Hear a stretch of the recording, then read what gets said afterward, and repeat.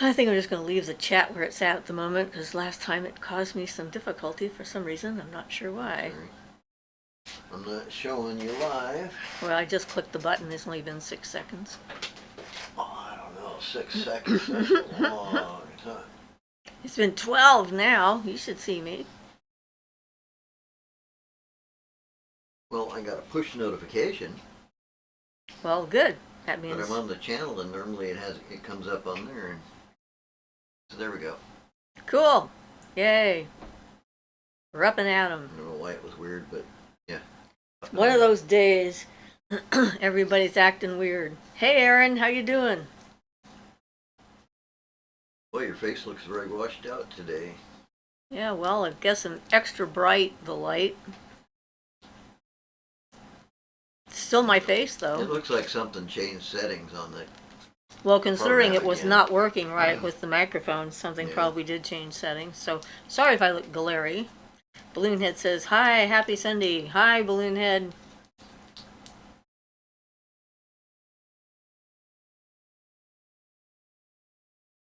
Always good to get in and have it working. We're in the middle of a blow. We're getting a high wind warning until tomorrow sometime, I think. Vanessa V says hello. Hi, Vanessa. Moonfire Don says howdy. Hi, Moonfire.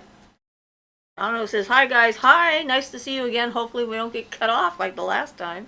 Yeah, no kidding. Welcome back. Yeah. Emerald Dawn says hello, everyone. Hi, Emerald. I like all the different symbols people use. It's great. Yep. Very creative. They allow us to be creative, so that's fun. That's a good thing, yeah. Yep. We all made it through the New Year's, I guess. We're all getting started on, you know, whatever this year is going to bring. Time. It's a strange concept. Emerald says hello, everyone. And Moonfire says, hey, John. How are you doing, Jonathan? You got through your spring, or yeah, summer solstice. You're like opposite us as far as the wheel of the year goes. Sorry about that last time. You were on, and then it just cut off on us and died right then. It was very strange. We never did figure out exactly what happened. Sheila says, greetings, good people. Hi, Sheila. Vanessa V says, you got cut off again? No, that was the last time. A few weeks back. Last time Jonathan was on there, yeah. Right. Yeah, it was bad timing. I'm like, seriously, we just got to say hi and then poof, everything was gone. I better go step outside. And cough somewhere else? Cough somewhere else. Okay. We're just having a hard time sometimes with our software program today. For some reason, it didn't want to use the right microphone. So we were like still working on it for seconds before we managed to get on. So hopefully everything is good. So what do we want to talk about today? I had a lot of interesting responses to the latest video, and a few of you sent me some really nice messages, and I really appreciated it. I had someone sent me one through my Gmail account that was heartfelt and very appreciated. Balloonhead says, ooh, your top is really cute. Thank you. I have a cute top. Even though I'm washed out. Yeah, it seems like the program doesn't want to save the settings. It keeps reverting. Violet says, hi guys, hope you are well. I hate missing the first 5. Well, I think you got in because it's under 5 minutes, so yep. Congratulations. Awesome. Thank you all for being here. This is a green velvet dress. I felt in the mood for velvet today. It took me a while to find the right necklace, though. I tried some pearls that I made, and they looked really wrong on top of this. Yeah, got so much glare you can't hardly see it against your skin there. Yeah, oh well. Emerald Dawn says, strange thing happened today. My outside door opened on its own. I got up to check if anyone was there. No one visible anyway. I had my bedroom door open on its own a lot, but then I think it's a latch problem on mine. Well, I guess you'll see what happens. See if it happens more, and if you've got it completely shut and locked and it happens, then you'll know something's definitely up. We have one door that we have to be careful. We can lock it and have it shut, and it won't be completely like together, and it'll open up. So on a back door especially with a lot of wind, we get a lot right, of wind here. we've had the wind blow that thing open, and so now we're just in the habit that's how we lost a cat. Right. And so now we're just in the habit of whenever we lock it, we pull it to make sure it's not going to come open. Loon says, oh, can you weave magic into clothing? Like when you're sewing or crocheting or something? Absolutely. Yep, I do it all the time. And I think if you're a natural witch, it's sort of automatic. You're putting your energy into it at the least. But yeah, cloth magic, knot magic, all that kind of stuff. I just finished making a baby blanket for a family friend, since someone gave me a whole bunch of yarn that I would never ordinarily buy or use myself because it's mostly white, and white is not my color. And so I'm going to give that to her. And I did that with my wedding dress when Ian and I were getting married. I did a lot of beading on that dress, and so that was definitely part of my focus, to weave a happy existence in life. Yeah, there's a lot of, you can tie it right in there with each every knot. Single knot. Yep. So Jonathan says, I'm well, thanks. I've missed you guys. Yeah, last time I tried, the universe said no. It's looking like it's going to be the same thing for me again tonight because my internet is suddenly slow. Oh, well, it won't be us this time. So that's something. Yeah. Joy says, hello from Michigan. I saw 3 crows today. I think that means change. I hate change. It's scary. Boy, we must have a lot of change coming in. Well, we have like 60 crows, so I think at that point you stop counting. Oh, okay. They have this saying where, 1 crow means this, 2 crows mean that, and I'm like, they've obviously never lived in a place with a lot of crows. Because, yeah, I don't see those things as omens because of that. Well, it's just our personal thing. I would to add to that omens are more individual, and a particular omen for one person might not be one for another person. That's true. It's very much your personal take on things. Right. And what you've expected from the universe and told the universe what that's going to mean. But so Moonfire Dawn says, don't worry about the lighting. It just gives Siofra an angelic glow. All right. I'm all bright. Gives you some kind of a glow. I'm all bright. I'll accept that. All right. Emerald Dawn says, that's the crazy thing. It's a very hard latch. It takes a lot of effort to open it. All right. Luna says, that's beautiful. Awesome. Jonathan says, how are you guys doing? Luna told me you had a case of flu about 2 weeks ago, but that you're doing better. Well, it wasn't influenza. It was some kind of a respiratory infection. But I didn't have COVID, and I didn't have any of the influenza strains because I got tested for that. But it definitely kicked my butt.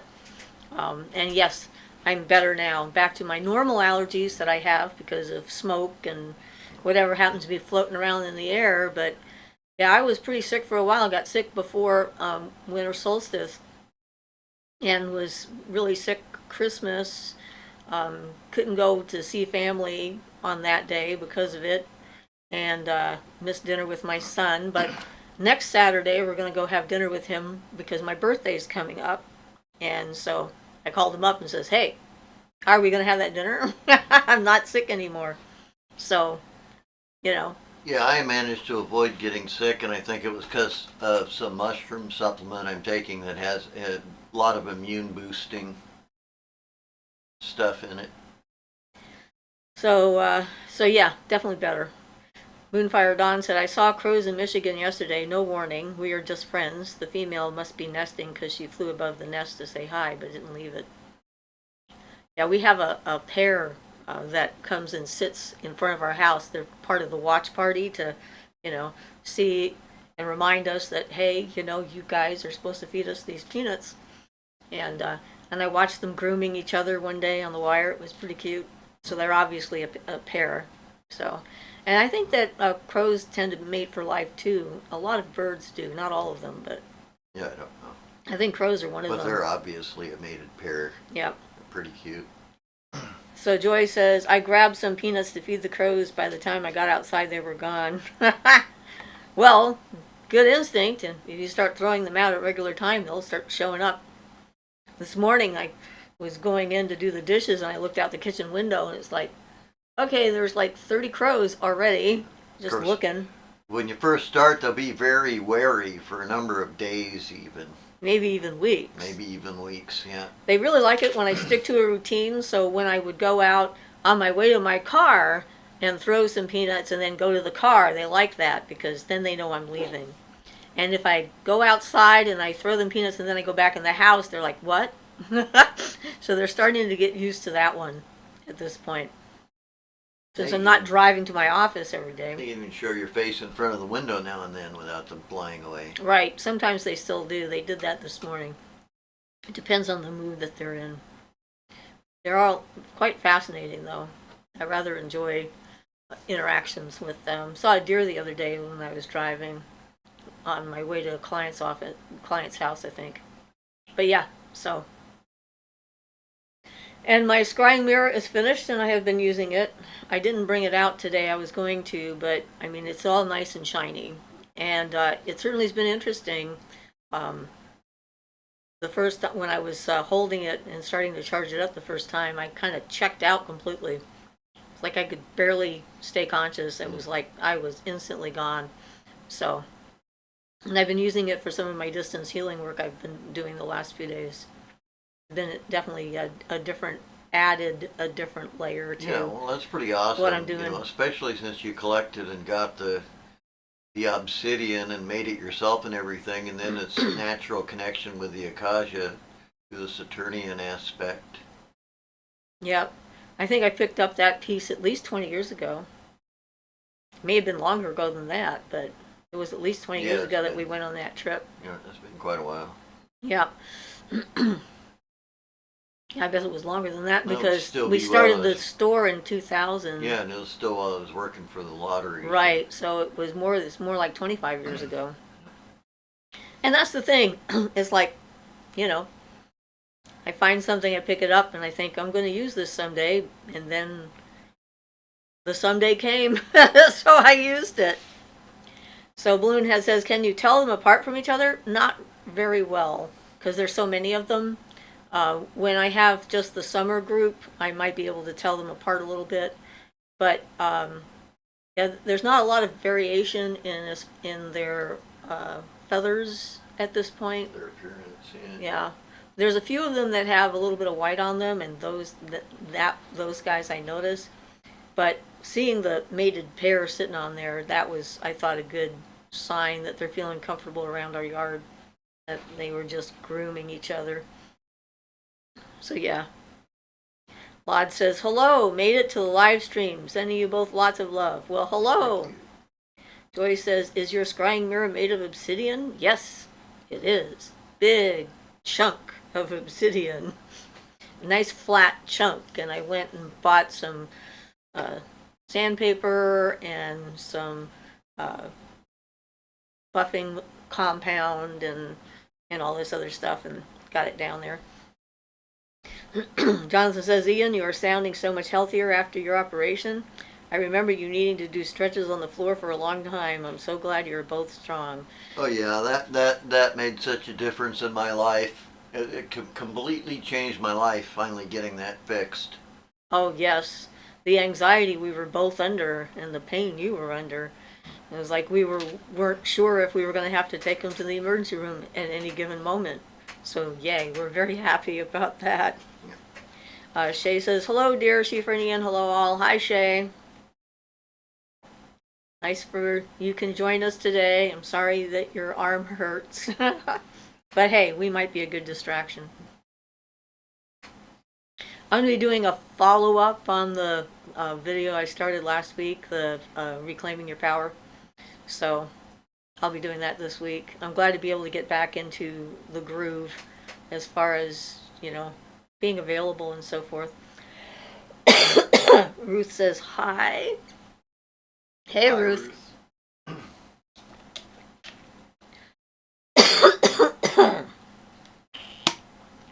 Hey, darling Darlene made it. Hello.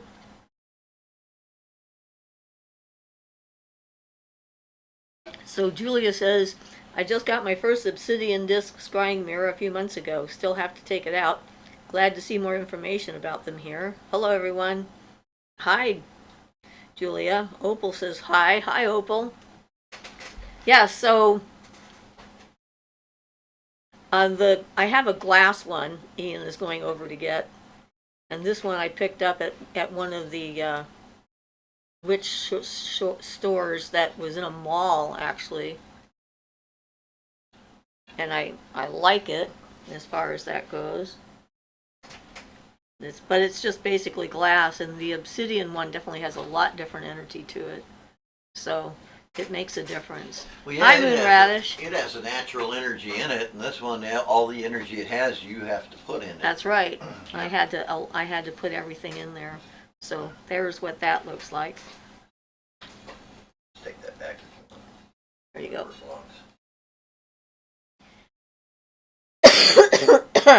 Darlene says, love it.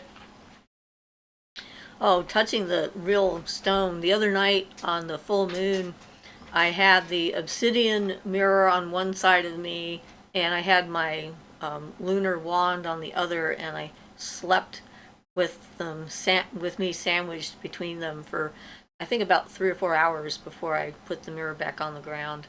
So I did, because I don't want to really roll over that thing. It would hurt. Yes, it would. Big chunk of rock. Yeah.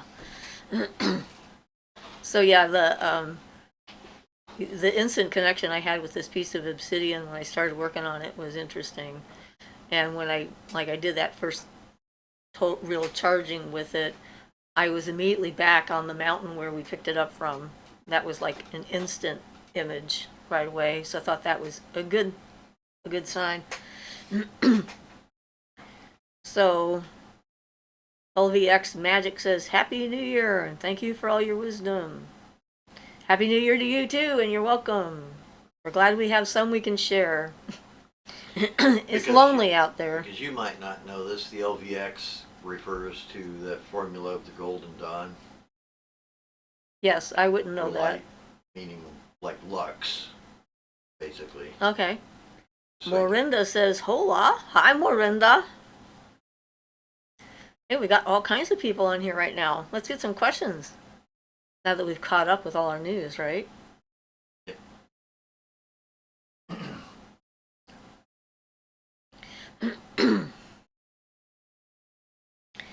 Yeah, so what should we talk about? I don't know. I watched a video of somebody pretending to levitate, but it was clear it was just a trick like a magician does. So he pretended to be a, guru type of thing and all that. But it was clear. It starts with a big black mat that he has to sit on to meditate when he levitates. He's wearing a completely black outfit. It seems pretty clear where that's going. But it was entertaining to watch anyway.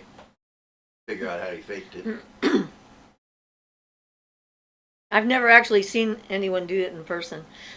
Jonathan says, Julia, Ian, and Siofra know better than I would, but I recommend you take it out and start getting to know it as soon as you can. I do the same thing with some of my magical objects.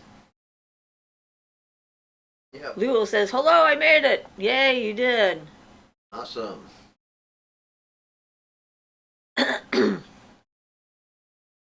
Well, yeah, holding it and touching it and stroking it and closing your eyes and thinking with it is definitely a good step in order to make it yours. Jonathan says, but I'm always glad when I take the plunge and just start using them. Moonrider says, any tips for doing workings with another person partner? Find out what you have in common and what works for both of you when you're doing joint work. And make sure the same words mean the same thing for both of you, because Siofra and I, when we first got together, we had some cross things where I thought she was misunderstanding me and I was misunderstanding her and stuff because we had slightly different meanings to some of the words we used. You have to make sure you're on the same page. Language is very important when it comes to deciding what to do together and so forth.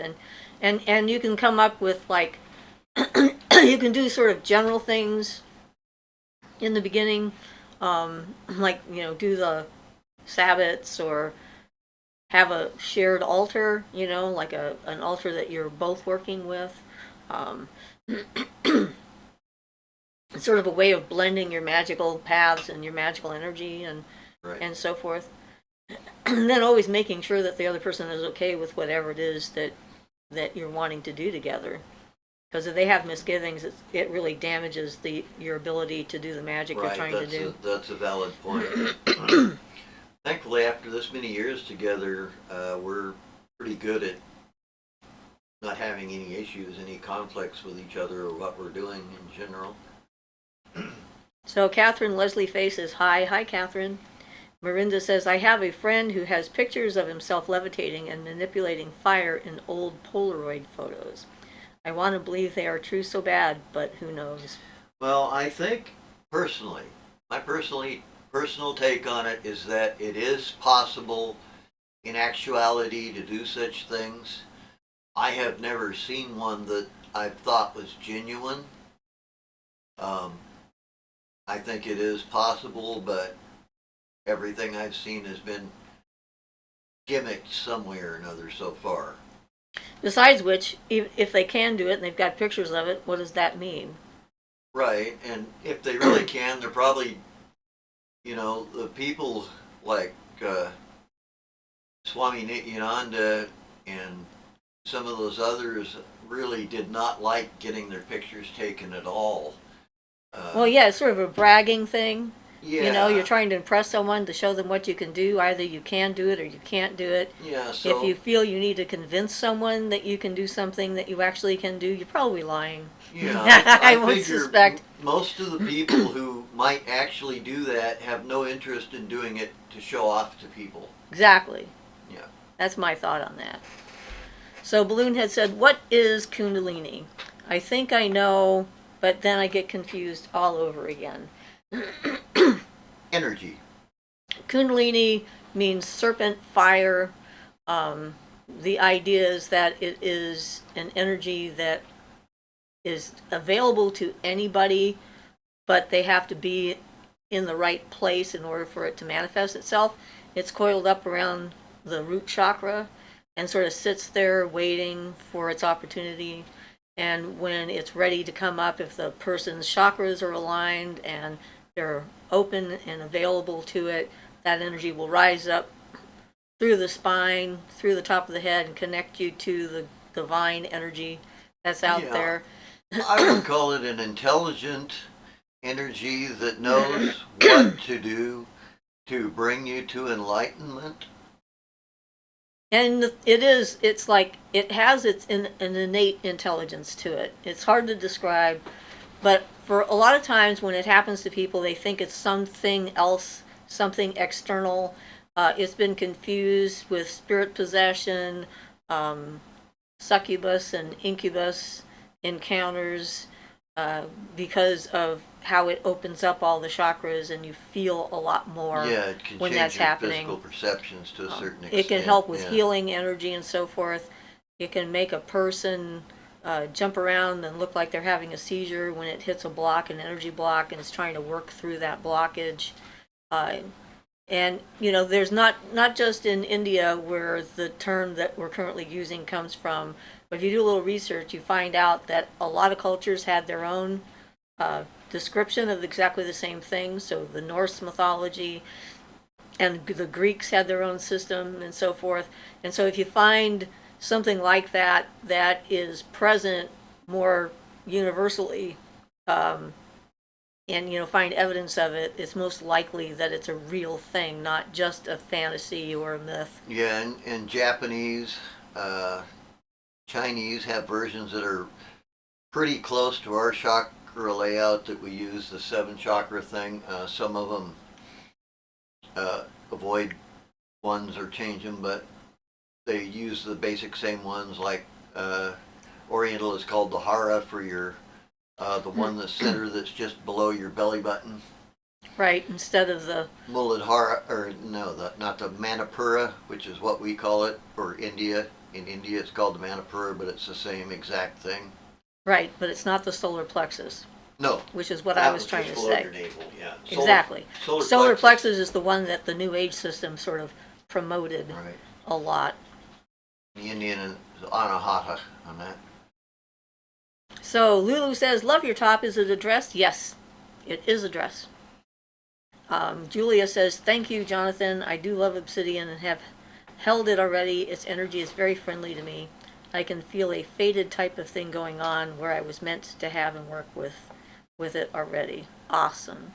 Jonathan says, I reckon it is extremely rare to see miracles because, like Barden says, the type of person who would show off that power will never achieve that power.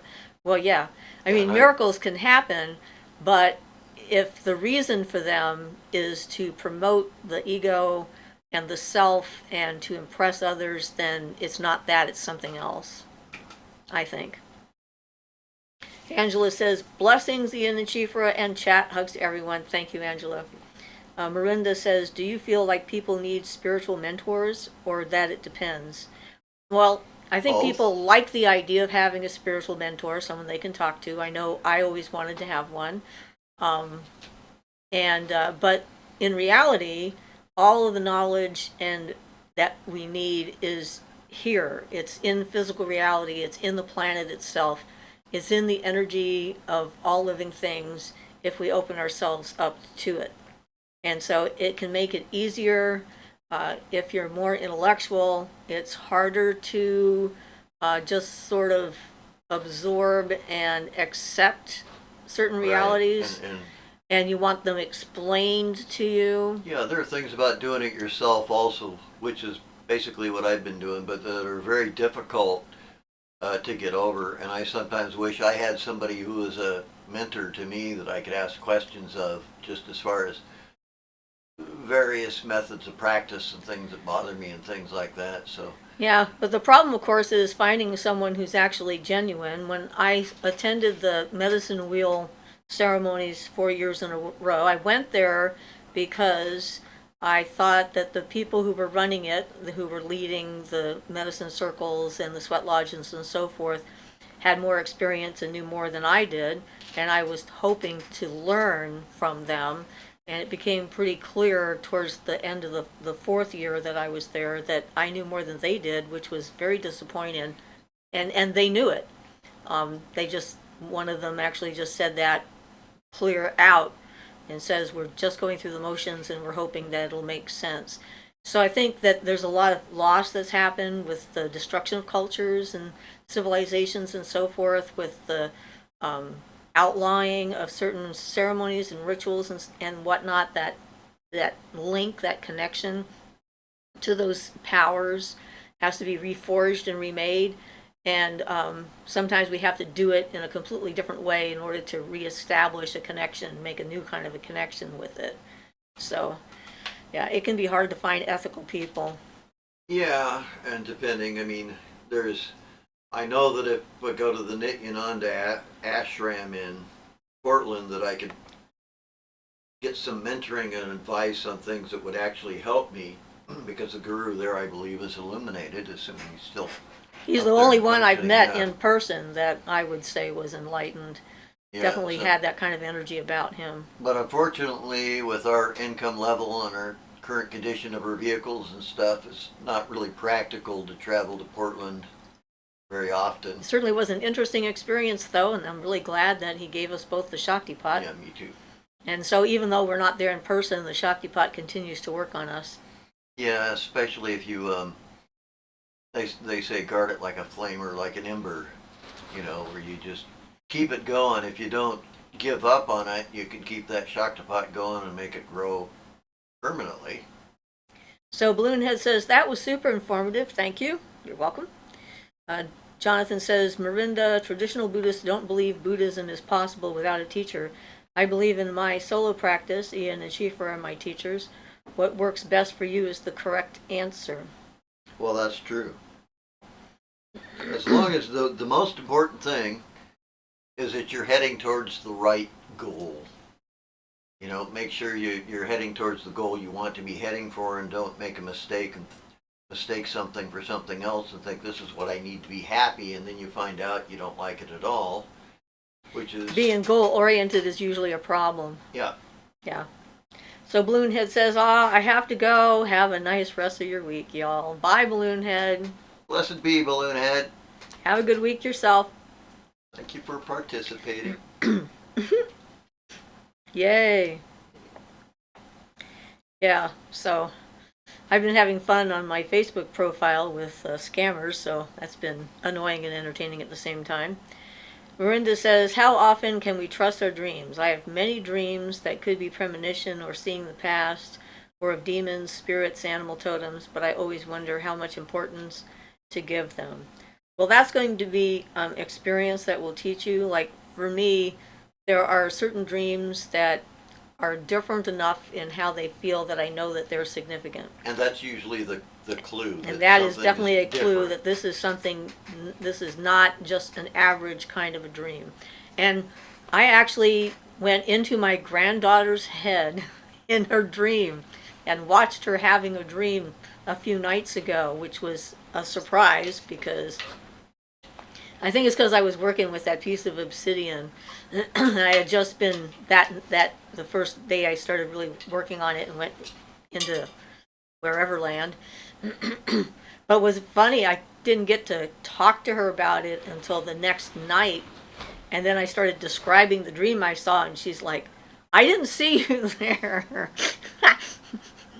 And you're remembering more about my dream than I can. So, yeah, there can be a lot of different kinds, and there are past life memories. I've been getting a lot of glimpses from my time in a someone sent us some money. Thank you. Jacqueline. Oh, you are such a sweetie.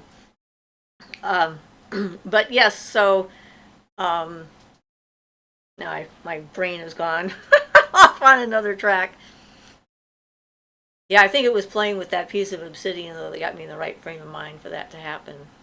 I've had experiences like that with a lot of people. I had shared dreams with my daughter and with my son and with my second husband and now with my granddaughter. So, wow. But you also have to remember that dreams, most of them are just that, and dreams are like the symbolism in dreams is very straightforward, and it's not like it's not trying to trick you into making you think something else is going on. It's trying to like be very blunt. It's sort of like a blunt instrument. So just because you dream that you have an attraction to someone in a dream doesn't mean that you want to go follow through with that in real life. This would be my only warning, because I've had that happen when I was younger. And Balloonhead says, thank you. Angela says, blessings, Balloonhead. Angela says, laugh out loud. Special door-to-door citizens, what I call solicitors, are on the internet and the phone these days. It never ends. Ah! So Jacqueline says, love you guys and your wisdom. Thank you for sharing your knowledge. Thank you, Jacqueline. And Erin sent us some money too. Thank you, Erin. I have a birthday coming up, so this just seems great. And get a birthday present. Jonathan says, I finished making a box for my Alcove from a scrap piece of rail sleeper today. It finally feels like my Alcove is complete. Do you guys also feel that the containers are really important? Depends on the tool, but for an Alcove, it's kind of a thing for me. More like having it in the. I have a nice sheath made for mine, which a friend of ours made years back, and so that's its home. So I'm happy with that. He put a lot of effort into making it, and it looks wonderful. And yeah. Feels wonderful. Well, I mean, really, if you've got a magical knife and you went to all the trouble of making it and everything, and then you stick it in a piece of junk, it's gonna like devalue the knife, energetically. Well, yeah, So, you want to make sure you want to have something good enough to keep that special feeling of appreciation you want to have. So yeah, it's recommended. Any little thing like that helps. It all kind of adds up over time. okay, so Luna says, hey, Siofra and Ian, how are you guys? Did you have a pleasant Yule? We were sick. I was sick. He wasn't sick. But I made it through, and the sun's coming back, and I'm very excited about that. Definitely can feel the shift of energy, but I'm glad I'm better finally. And so, yeah. Lod says, I was wondering how you feel about the trend for a lot of witchy content on YouTube. Is this a good thing? I think it is in general. I guess it depends on who they are. Like everything, you're going to have your extremes. You're going to have flakes, and then you're going to have serious people, and then you're going to have crazy people, like any other group. At least on YouTube, you can have a longer video. TikTok doesn't make any sense to me for a teaching tool for talking about magic because you have to be under 3 minutes or something like that. Yeah, you can't. And considering the depth of all the different layers of things that are involved in each step and learning how to do those steps and so forth, it seems like a real waste of time and effort. And it just not disrespectful, but just not useful. Yeah. I mean, it's so superficial. You can't cover as much. Oh, thank you, Moonradish. Everybody's being so sweet Apparently. Luna says, sorry to hear this. Glad you're feeling better now, though. Yes, I'm definitely feeling better. Jacqueline says, I've been working on a stone athame. I'm afraid to chip out an edge, so I'm slowly grinding it down with a file. Yeah, I'd be worried about that, too. I mean... I've watched them do it on TV shows, but I don't think they seem to be so confident, just like whack, whack, whack. It's like, and then I'm like, they're not showing us the ones that didn't work. Yeah, where they hit it took to learn how to do it. That's right. They're not showing us the one where they hit it, whacked it wrong, and it just split completely. Self or sliced yourself open on a sharp edge of that stuff. Yeah. Oh, Moonradish says, happy early birthday. Thank you, Moonradish. I appreciate that. Yeah. I'm going to turn 73, and I know I posted it on my Facebook page about all the scammers and stuff like that, and I'm just like, I don't know if they think because of my age that I'm a easy mark, or it's just a matter of numbers. They just go to so many different thousands of people and hope someone's going to fall for their scam. I think there were 4 different scams I've had just in the last 2 days that they've attempted. Everyone got blocked. Probably just that time of year. There's doing scams now. Christmas is I don't know. Lula says, when is your birthday? The 17th of January. Yeah, and I actually just got a new person on my profile on Facebook whose birthday is also the 17th of January. He's from India. I thought that was pretty interesting. But then again, enough people have to be born every day in order for us to get this kind of population. So it has absolutely no actual meaning. Lula says, happy birthday. Thank you. At least I'll get to see my son this time. I hope, if everything goes right as it's supposed to. This will be the first time we've been invited over for dinner after the 4th of July party. Jacqueline says, lots more ads on YouTube this past week, too. Oh, yeah? I guess they're trying to crank up their bottom line, huh? Jade and Tonic says, hi all, my first time attending your live show finally. Well, welcome to the live show. You can ask anything that's related to magic. Even some peripheral magic kind of stuff. Catherine says, happy birthday. Thank you. Jonathan says, hi Luna. If you want to, maybe ask about what to do with your cupboard ghost. Sounds like fun. Marinda says, what is your opinion on people leading ceremonies that are from outside their culture? I had to break down a recent cult from using our space because of the misappropriation happening. Well, I think that really depends upon what they're actually presenting.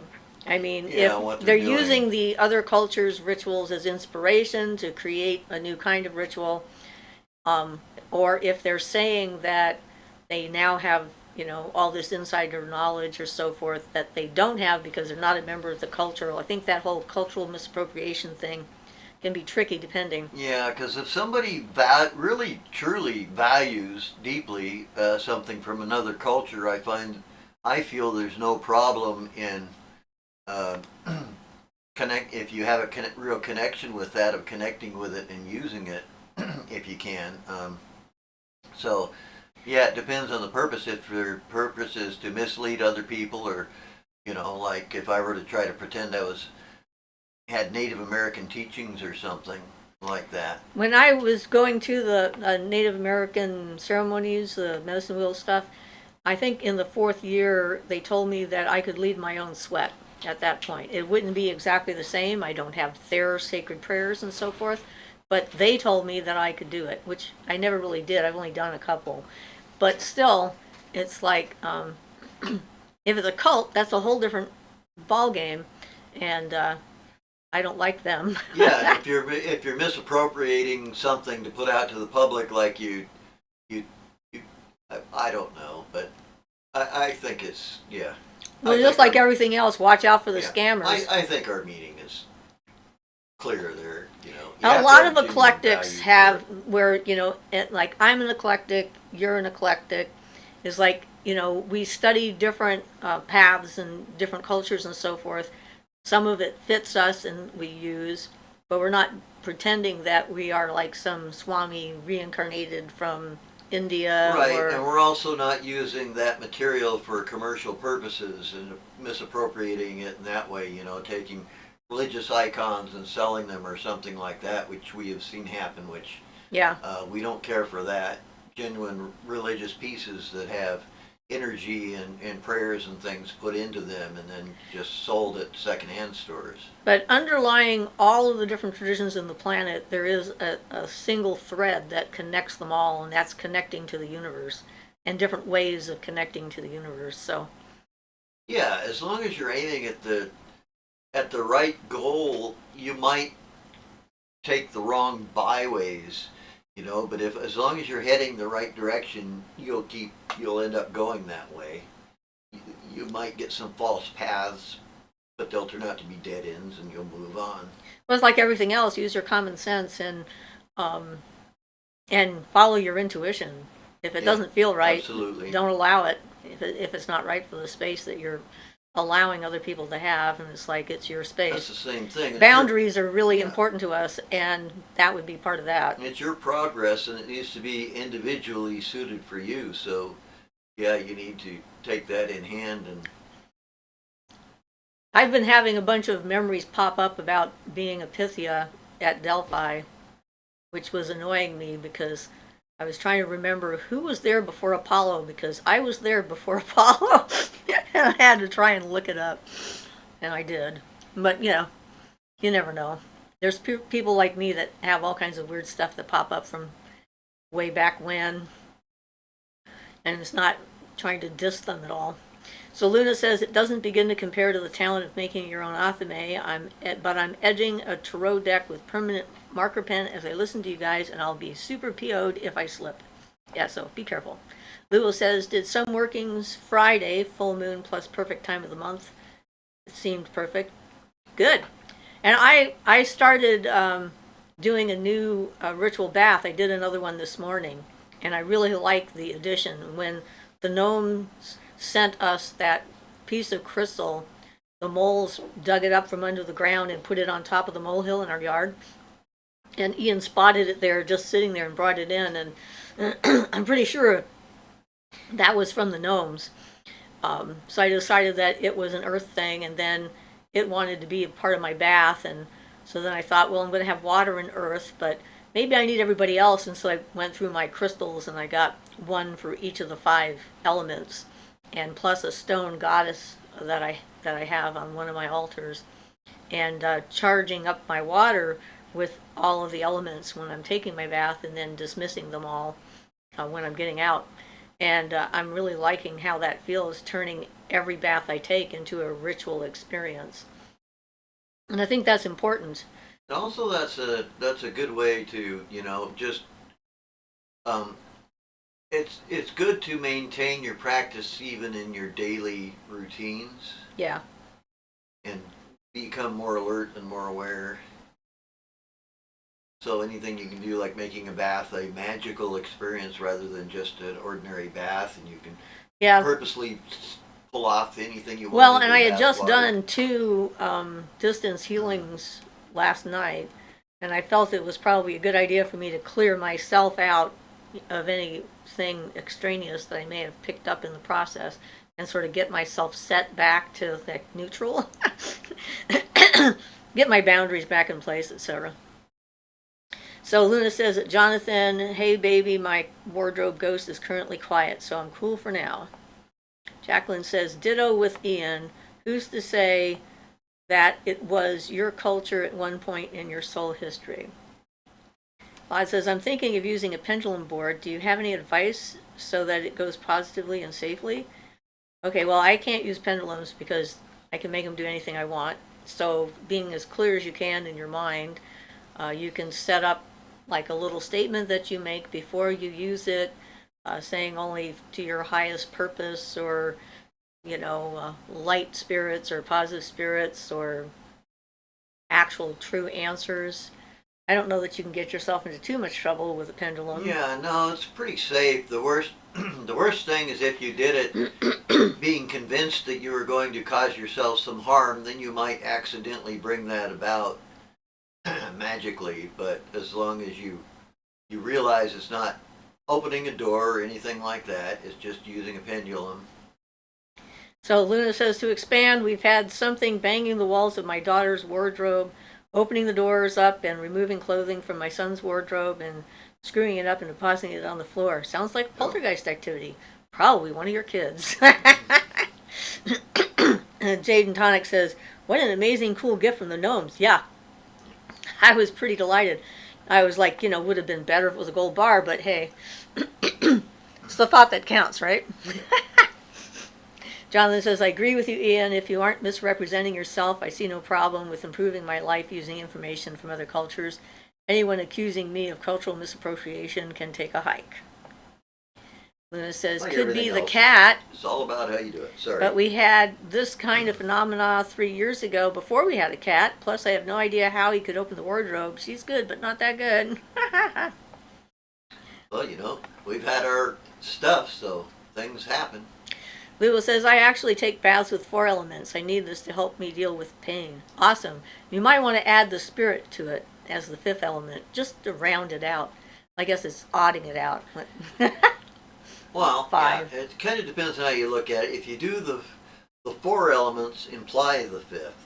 And if you get the 4 elements balanced, the Akasha will start working. Well, that's true. So it kind of, 4 elements is leading that direction anyway. Yeah, so, but I always want to emphasize it myself by putting an Akashic aspect in specifically. Well, I have one of those spirit amethyst crystals. I decided that would make a perfect one. And that's what people want to work with the Akasha. They need to balance their elements. Lewis says, what do I do to add a 5th? Get a 5th rock and invoke the spirit, the Akasha. The pentagram is 5 elements: earth, air, fire, water, and spirit. The top point is spirit. And what I'm doing is I'm doing an invoking pentagram for the elements and for spirit. And then at the beginning of the bath, to bring the element into the water, to work with my energies and so forth, and heal what I need to and get out of me. And then at the end of the bath, I'm doing a dismissing, vanishing pentagram of the 4 elements, and letting the water take it down. The 5th element, the Akasha, I think is always the same, so I don't do that differently. But I just sort of acknowledge that if you wanted to symbolize it with a stone, my pick would be either amethyst or something dark, deep, and heavy, like obsidian, something like that. So Moonrider says, hey Ian, any more thoughts on a servitor video? No, I really, that's not something I want to do for a number of reasons. I think Barden has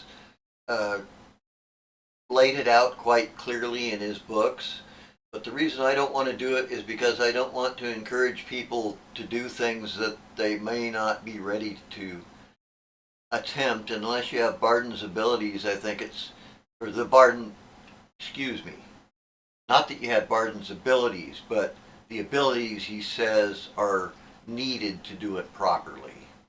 So the ones he mentions in his book about it.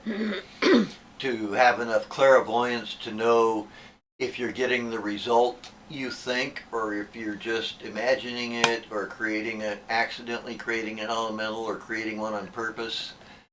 I think it's something that I don't want to be responsible for what people might do with it. And that's the bottom line. If I give out information and people use it, not anybody on this board, of course, because you're all great, but yeah, it's not something I want to go into just because of its potential for misuse. It's there in Barden's books, but I don't want to bring it out as a separate thing myself. So Lul says, okay, got it. And Miranda says, do you have any tips for astral travel? Well, try not to be scared of it. I have a hard time controlling my astral travel when I'm sick, which was kind of entertaining because I started seeing stuff when I was trying to go to sleep, and I kept seeing this very intricate blue and white mosaic pattern, and I'm like, what is that? And I kept looking closer, and it got more and more clear, which is a sign that I was actually seeing it. And then I realized that it was a mosque over in the Middle East that I'd seen a picture of on Facebook. So, getting your astral vision working is a good thing. And actually, I wondered about that, how many people on our channel or on the show right now see the light in their head after the lights are all off and they're trying to go to sleep. Because Zena and I have a light inside our head, and we talked about it one day, and we wondered, is this just something everybody has? And then they turned it off, and then it wasn't there anymore. And we're like, oh, this is what it looks like for most people, and then they turned it back on. And I think that's the astral light. And so if you can get acquainted with the astral light, that will help with your astral travel. Because then you can actually just see things like I did when I wasn't conscious of being out of my body, but I was seeing something that was somewhere else on the planet. So clearly part of me was out of my body. Apparently I have an irascible kind of curiosity I can't control when I'm sick. So anyway, Opal says that Luna, wardrobes and or closets have been suspected of being portals in some way. What makes you think about the monster in the closet thing? Makes you think. Moonfire Dawn says everything is appropriation in a way. Christianity was a Roman guy calling himself a Jew by the end of the Bible. Then they killed all the non-believers, so maybe that's the only real appropriation. Well, things evolve. I mean, they're not necessarily appropriation if it's an evolution of an idea. I think that one was not a good idea, but that's me. Then it says, yep, I have a green light after the light goes out. Cool. And that green thing, I had it flying at me. I was seeing this ball of green one night, and I was looking at it, and as it flew up to me, I could see a forest inside of it. I was like outside. So I think that's part of the astral vision as well. Jacqueline says, yes, I have that light. I've had it appear when I was doing things outside in the dark, like someone was shining a spotlight from above my head. Yeah, the most noticeable time is when you're laying there ready to go to sleep, and all of a sudden it gets darker inside your head, and you know all the external lights are already off. Or it gets brighter inside your head, like somebody turned the light on. And that's mostly what happens to me, is it gets brighter, and then I'm like, hello, I need to go to sleep. I need my rest. I have a body. Come on. It doesn't happen most of the time, but every so often I notice it because it just shifts while I'm... Jonathan says, brilliant answer on the servitor video, Ian. Initiation into hermetics is public domain, free online. That's true, and if people are seriously interested, they can find out the information for themselves. Right, and they'll get the right information, and I don't want to misinterpret something or try to present it from a different perspective, and I mean, yeah, no biggie. I could do one on it, but preference is not to take the responsibility for it. So Lulu says yellow light. Jacqueline says, yeah, I have that light when I close my eyes. So it's not just us. My granddaughter has that light too. I was talking to one of my clients about the light in my head, and she's like, I can't understand a single thing you're saying. Honestly, I think everybody has it. They're just not aware of it, because I think it's related, personally, I don't know, I think it's related to Kundalini, and the amount of energy you've got flowing up into you, and if that changes suddenly, you get a change in that light. Yeah, whatever it That's is. my interpretation. Aaron says, only when I'm really trying to sleep is when I get the light. It's annoying time to get That's it. a lot of times when I get the seeing through the eyelids thing. Oh, yeah, seeing through the Different, eyelids. So I was telling my client, I said, well, you have 4 bodies. Your physical body, your astral body, your mental body, and your spirit body. And that's when she says, I can't understand a single thing you just said. I guess she doesn't understand that she has a physical body either. I don't know. Luna says, it probably means I need to reseal every door, water inlet, outlet, mirror, etc. Oh, Lord, it takes forever. A couple of nights ago, just moments before the wardrobe monster kicked off, the bottom of my bed was vibrating, so probably poltergeist activity. Didn't feel malicious, though. Sometimes that vibrating is kundalini. I have my bed will vibrate, and it's me that's vibrating the bed. That's... Well, you remember those, it used to hit, would hit me with those big whams. Oh, yeah, the big kathumps. Yep, in the middle of the night. So Lou says, why different colors? I don't know. I see different stuff when my eyes are closed. If it's related to the kundalini, it depends all on what aspect you're talking about. I mean, if you're, you've got yellow lights, you've got a black light, different things that come up for people. If it's coming up from the base of the spine like it does, it's common depending on what body their kundalini is working in at that time, mental or astral or physical, and the colors will change depending on that. Which, yeah, it's complicated. There's a lot of colors and a lot of things you can see that way. Yeah. With the kundalini, I think there's 52, I believe, Sanskrit letters, and there's like one slightly different for each Sanskrit letter. So Ruth says, mine is black. Well, does that help you get to sleep then? Well, black is in the kundalini thing is associated, or in the yogic thing is associated with the abyss. But I understand that people start seeing it as a black colored light, which I have not gotten to that point yet. Oh, I've seen that every so often. The thing that bothers me about that one is like it'll happen, I'll get a big bright white, and then all of a sudden the black will start coming in, and then I'm getting creeped out. And I'm like, what's that? Well, supposedly, from what I understand, it goes through a very scary phase for people going through it, but then you pass through it and you're on to something else. Most of the time I do okay, but sometimes I just want to go to sleep. And I put my foot down. It's like, stop it. I'm going to go to sleep now. When I was sick, I had to kick everybody, all the spirits out of my bedroom.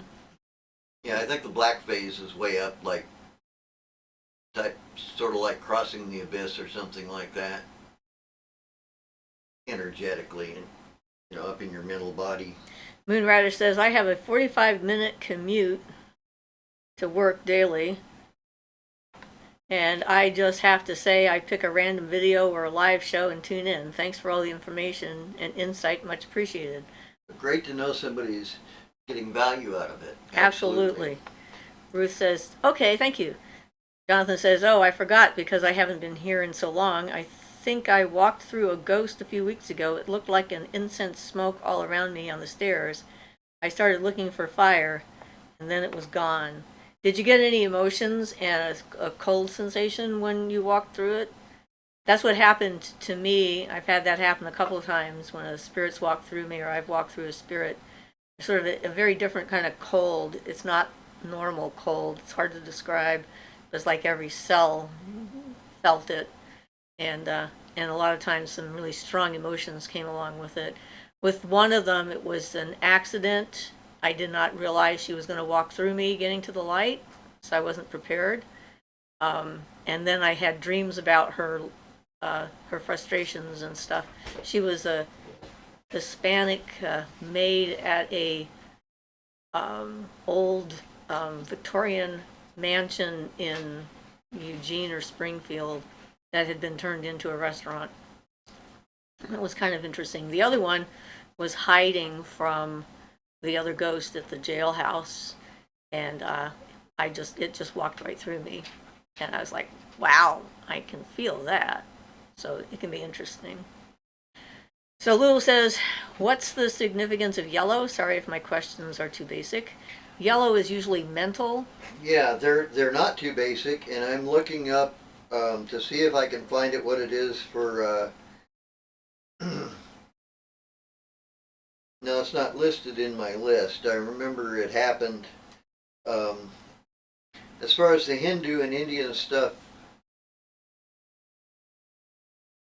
goes, it gives red, white, black, and blue for the four basic.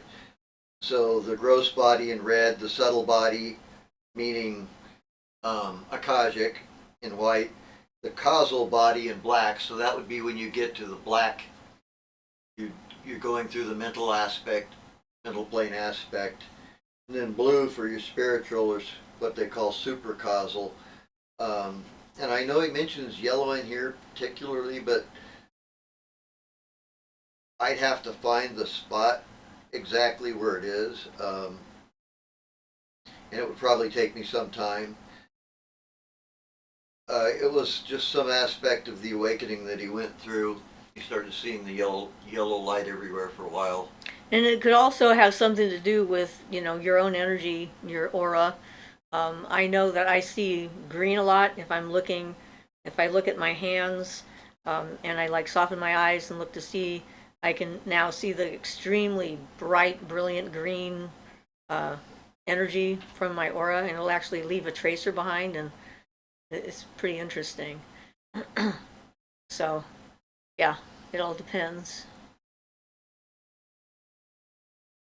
But that's why we're here, so that you can ask questions without fear of ridicule. In most cases, anyway. Yeah, what they'll say about the development is that's the colors you'll see as you go, as the Kundalini develops, you go through those four stages. So I guess when it gets through with your physical body, you get the red, and then the red changes into the next one. So Luna says, before I started on my path, I had to walk through a shadow person to get to bed. It was on the stairs, and I was desperately tired, so plucked up the courage to walk through it. I got an intense electrical sensation, and every cell of my body felt icky. Yes. Interesting. I haven't had anything like that, so I can't comment myself. Julia says, I used to have a terrible revulsion about yellow. I've gradually been able to appreciate it more, but still my aversion is right there, ready to return, I know. Opal says, feels cobwebby, I heard.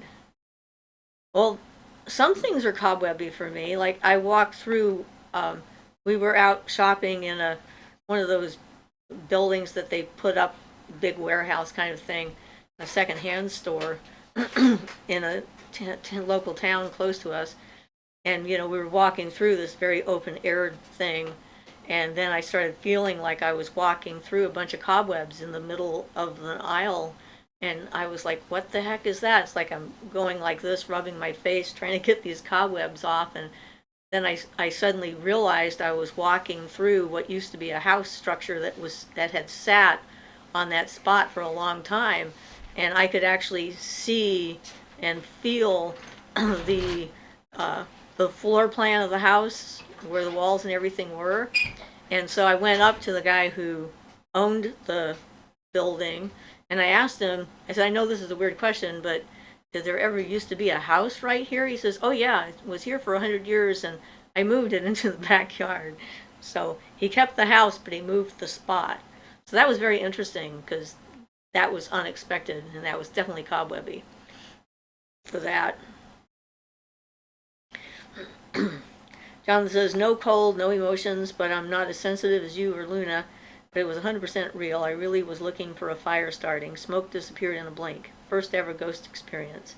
You could have had what they call a fairy fog, a mist, like a mystical, magical mist kind of thing.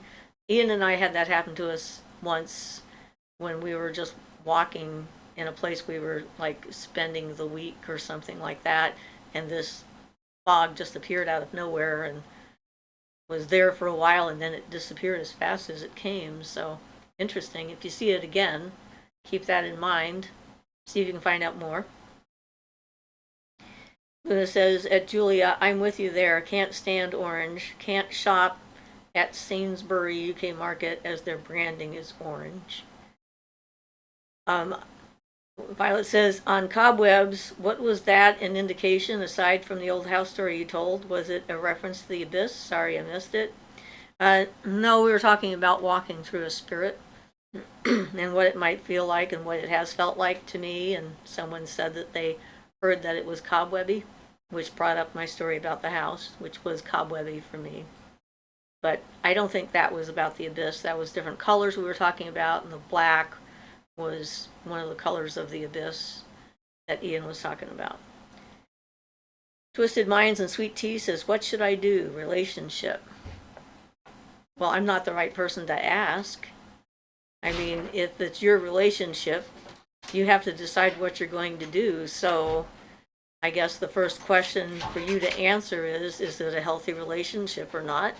If it's not healthy, personally, I wouldn't be in it. But I don't give that kind of advice. People have to make up their own minds and make their own mistakes. So Lulu says, pink. I have an aversion to pink since childhood. Don't know why. Miranda says, do you feel like thinking your life has a purpose is a hindrance to enlightenment? Yeah, I think that is often the case. Because people are so focused on the idea of trying to figure out why they're here and what their purpose is that they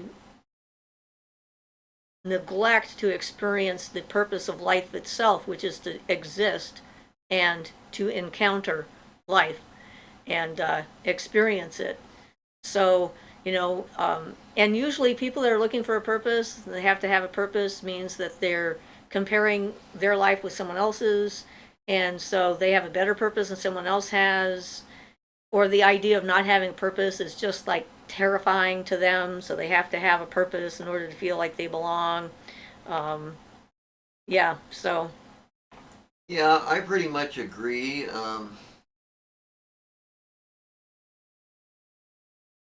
Though they use the analogy of pulling out a thorn with another thorn, that you can use if you use your purpose in life as becoming enlightened, and you use that as your purpose, then they compare that to like removing a thorn with another thorn. It's true that it's a hindrance, but you can use it to get yourself so far before you have to drop it.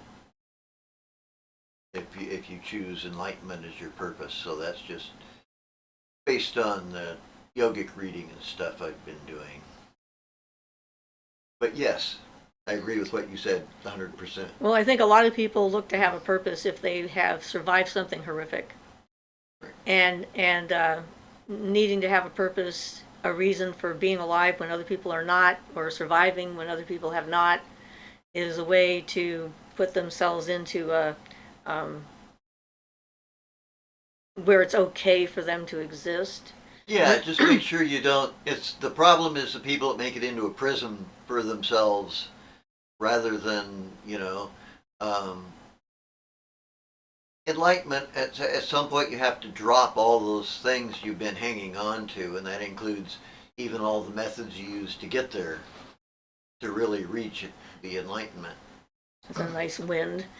Julia says, nods and smiles. It's been truly irrational and seems to pop up out of nowhere and for no good reason, and has been an issue to work with me for decades now. Jonathan says, hi, Violet. Jaden Tonic says, totally agree. You need to live for yourself. Luna says, hey, Violet. How are you getting on? Julia says, yes, exactly. I believe that all of life is to be experienced and hope to learn from, though I'd rather not go to school sometimes, if you get my drift. 100%. Yep. But then all life is learning. I may need to learn something. It doesn't mean I enjoy it or like it in particular. Well, I like learning, so that probably I do too, helps. actually. But so Lulu says, do you guys remember when my husband was interviewed for a job and they even flew him out to California, but then they didn't hire him, but said they will be opening a senior position in January?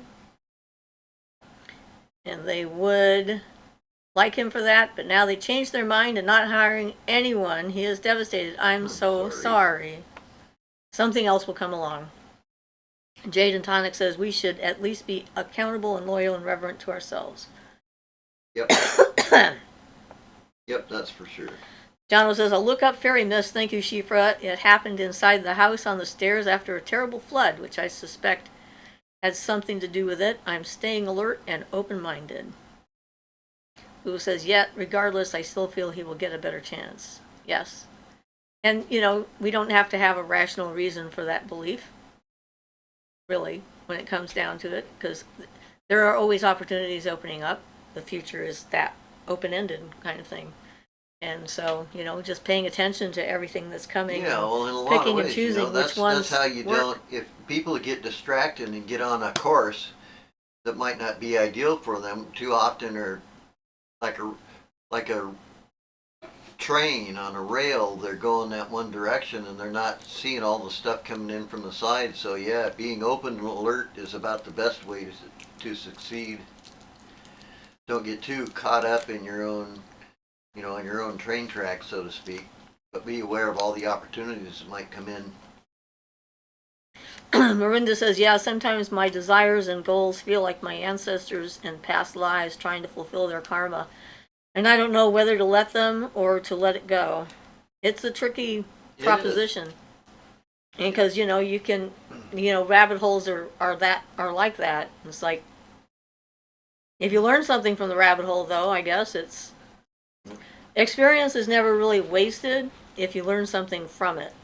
It may not be pleasant, but if you can gain something from the experience to take with you, then you can turn it into an asset.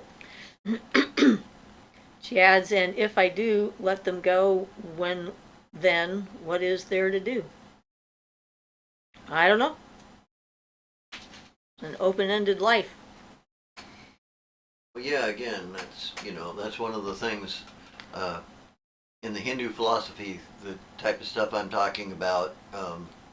That's one of the things that's necessary, is to let all that stuff go, and that's actually one of the things that kind of leads to perceiving some of your past lives. If you can let go of the stuff in your current life and be okay with it, and then it makes it that much easier. You can face up to the stuff from your past lives and things. So it's all part of the process. They call them, I think, like, I'm not sure how it's pronounced, but like samskara, that type of thing. And it's considered your old impressions from this life and from past lives and things. It kind of means impressions like tapes or things that you do repeatedly because of past experience, that kind of thing. Need to get rid of it, most of those. Well, the other thing you can do is just exist and see what comes. Well, that's what I'm saying. That's exactly it's the same thing. If you can just exist, and yeah, that's the way to do that, is by letting go of all that stuff. No, that's exactly it, though. That's the goal. That's the goal, is to be just exist and be in flow and harmony with whatever is occurring. So Lulu says, heard we carry issues from previous 14 generations. Seems a bit much. I guess it seems a bit much if you're willing to accept it or not. I mean, really. Those are just conclusions other people have come up with and have determined that they think that they're right about something, which may have no basis in reality. And it might have to do with their religious systems or other things, yeah. Or it could have to do with genetics. I don't think there's a particular reason for 14, that I'm aware of. So Shay says, looking forward to celebrating your birthday together here on the live feed next Sunday. Siofra, bright blessings. I'll have a good week. You too, Shay. Take care. Take care of yourself. Blessed be. Talk to you tomorrow. Jonathan says, blessings to you, Shay. Yeah, I know in the Hindu literature they exaggerate a bit as far as like how many times you do have to do repetitions of things.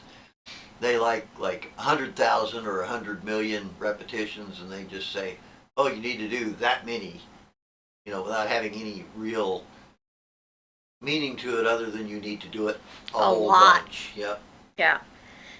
But when people are talking about having to break generational patterns, a lot of times they're talking about automatic patterns of abuse.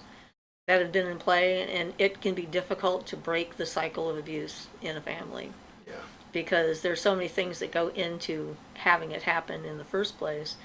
And you're looking at just not the family itself, but you're looking at the culture that goes back through time and all the support that has been given to the people who are being abusive and making it okay for them and trying to change that energy. Yeah, that's the problem. It all gets embedded in the culture and stuff. It's Yeah. hard to get rid of. Literature, and I mean, we're still reading books that were written in the 1800s. That's considered some real literature, you know. But it still has those attitudes of the times. The Greeks are the ones that started phrenology. Well, and yeah, determining okay. the intelligence and worthiness of a person based on the shape of their head. So that one concept has been around for a long time, and they were very pleased with themselves, and they thought they were really onto something. That this was like some inspirational thing that they noticed about how high a forehead was, how close the eyes were together, Well, and so forth. That you can see the logic there. They're thinking that the brain grows more and it swells and it shakes exactly the head as it's growing. Although yeah. it turns out they were wrong about what parts of the brain do everything. Well, of course. But, Yes, they had no clue. But that's the thing. I mean, when people come up with these ideas, they're certain that they're right and that they're valid, and yet that one has still been around, and that encouraged the eugenics experiments and sterilization procedures and so forth that the U.S. got into and that Hitler got into, and it continues on now. There's that whole idea that based on how somebody looks and what their body type is, you can tell something about their intrinsic worth as a human being, which is a really bad criteria. That's true. And that's like definitely more than 14 generations. That's a book by the cover kind of thing there. Violet says, "Hi Luna and Jonathan, how kind of you to say hi to me. Ian and Siofra, it's cool of you to say exist without purpose is okay too. I am getting great information today. I'm happy. Good for you."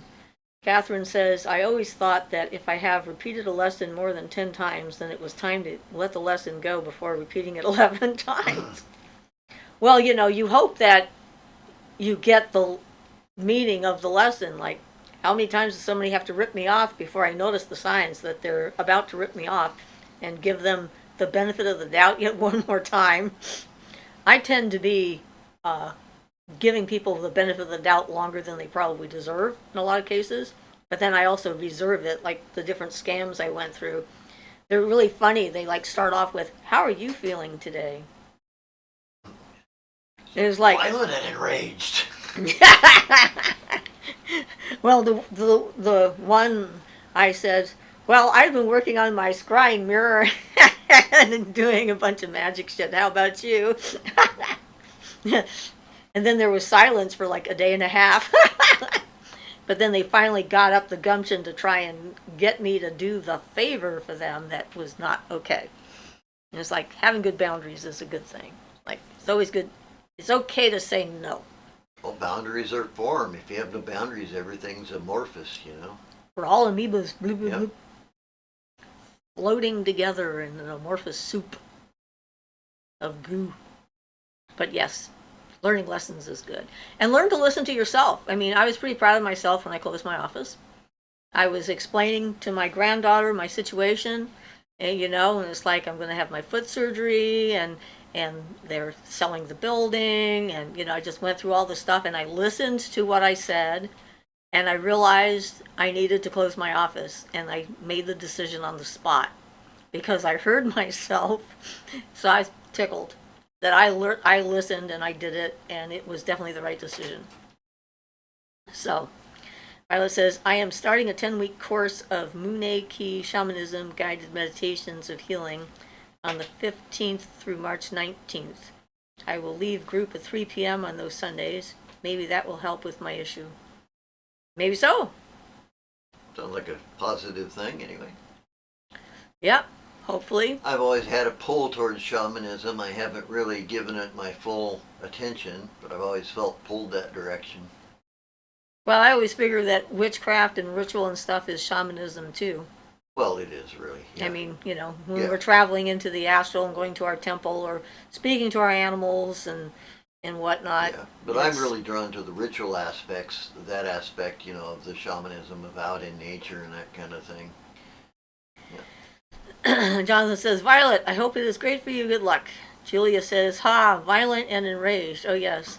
I've just been channeling my Thor energies. Is this a good time for a lightning strike for you? Are your eardrums too sensitive for some thunder booms?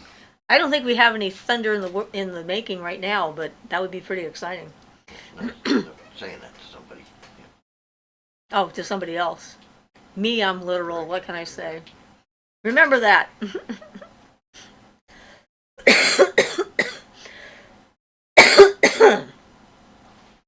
Angela says, Violet, blessings and hugs. And Luna says, sounds great, Violet. Hope you enjoy it. I hope so too. I always hope everybody has a positive experience learning new things. Sorry, I was nodding my head. Yes, I he guess was that's going, but not. which doesn't actually come across on a microphone. I don't know why. They should have a setting for that, so that when you shake your head, the microphone makes a ticking sound or something. Something, yeah. Translation. And Jonathan says, Violet, I am so glad it's not a 10-week course on the Goetta. You could probably get one of those nowadays if you wanted to. Oh, I'm sure you could. I was looking around at how much people charge for some of the stuff, like the Enochian stuff. It's incredible. Oh yeah, some of the amount of money that they charge for some of that stuff. It's like, wow. Okay. Well, I feel like that.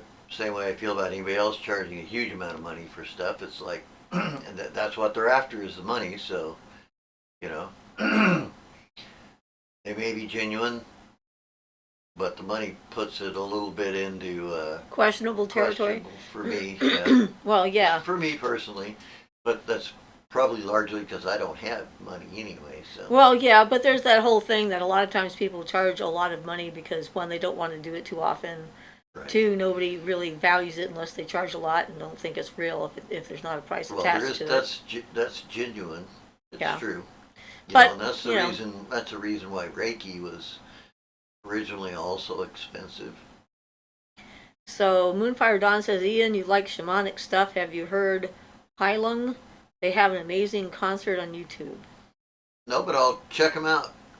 Angela says, I prefer to do my learning on YouTube and reading things in bookstores. I remember sitting on the floor with a little pile of books while waiting. Yeah. Oh, yeah, I get a lot Joy says, TTFN, have a good week. I missed that. Ah.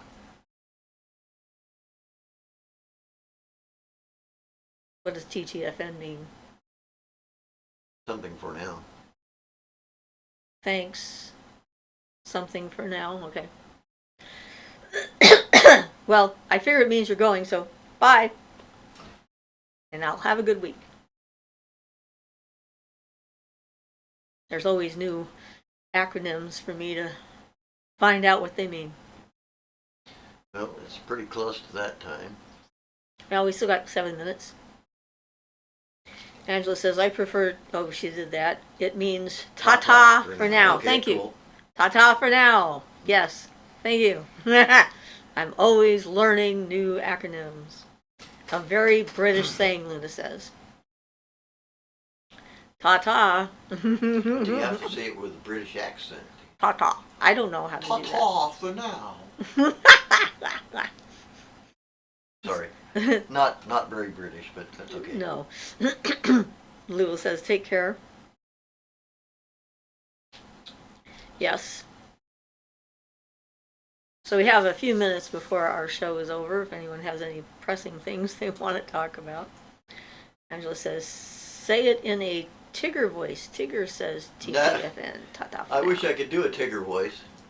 Jonathan says, have an amazing week, everyone. Chief or Ian, thank you very much for hosting this space. Yes, you're welcome. We're glad to see you back. A blessed be to everyone, and may the universe bless you all with great abundance. Just because. And why not? Right. Catherine says, blessings. Moonfire Dawn says, bye-bye, lovelies. Luna says, have a great week, all of you. Ruth says, thank you. Angela says, speaking of magical and stuffed animals, how's Amanda Panda? Oh, she's doing fine. I put her up above the floor the other day. Opal says, have a great evening, blessed be. Well, I guess we can stop early. Well, I show 3:28, so it's not I know, like, but I go by the time, and it's been an hour and 24 minutes. So. Oh, okay. So you're going by the elapsed time and not And the elapsed actual time, not the actual okay. time, because I was late by a few minutes because my computer was uncooperative. But that's okay. Darlene says, happy birthday, Siofra. Good night and blessed be to all. Laud says, thank you. You guys are great. Thank you for being here. I guess I will go now. Bless you one and all. Yes. Have a great week, everybody.